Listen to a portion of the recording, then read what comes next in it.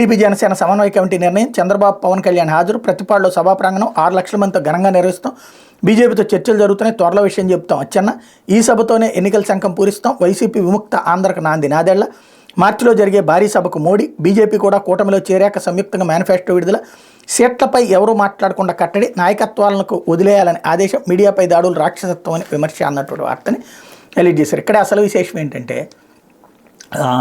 ఇద్దరికీ మధ్యన joint manifesto.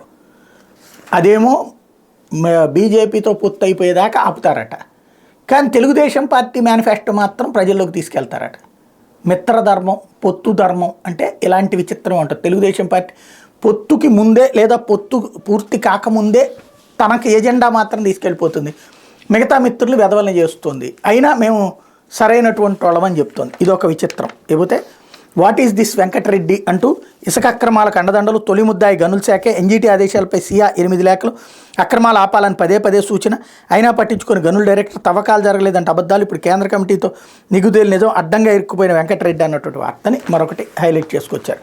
లేకపోతే వైసీపీ మరో చీప్ ట్రిక్ అంటూ జయసుధ వైసీపీలో చేరారంటూ సోషల్ మీడియాలో ఆడావిడి. పాత వీడియో కొత్తగా విడుదల అంటూ ప్రత్యర్థులు కించపరిచేలా పోస్టులు పెట్టి వారి ప్రతిష్టను మసకవార్చేందుకు సీఎం జగన్కి చెందిన వైసీపీ సోషల్ మీడియా చేయని చౌకబారి ప్రయత్నం లేదు.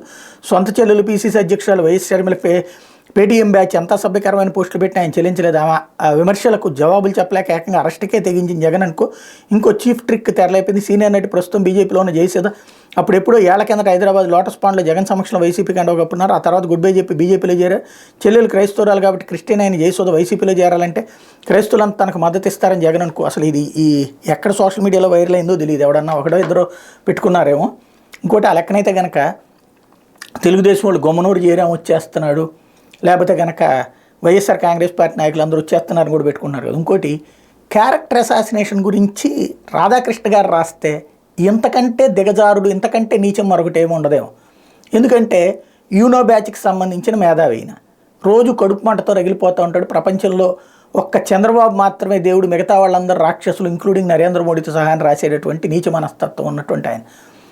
క్యారెక్టర్ అసాసినేషన్లో తెలుగుదేశం పార్టీ ఏమైనా తక్కువ ఖచ్చితంగా వైసీపీ వాళ్ళు అదే చేస్తున్నారు, నో డౌట్. అది తప్పు అని నేను చెప్తాను. నేను ఎదుటి వాళ్ళ క్యారెక్టర్ అసాసినేషన్ చేయడం అని వీళ్ళు చేస్తోంది అదే కదా. వీళ్ళకి నచ్చిన వాళ్ళ క్యారెక్టర్ అసాసినేషన్. ఇంకా దరిద్రం ఏంటంటే వీళ్ళ సోషల్ మీడియానే కాదు, మెయిన్ మీడియానే క్యారెక్టర్ అసాసినేషన్ చేస్తుంది కదా.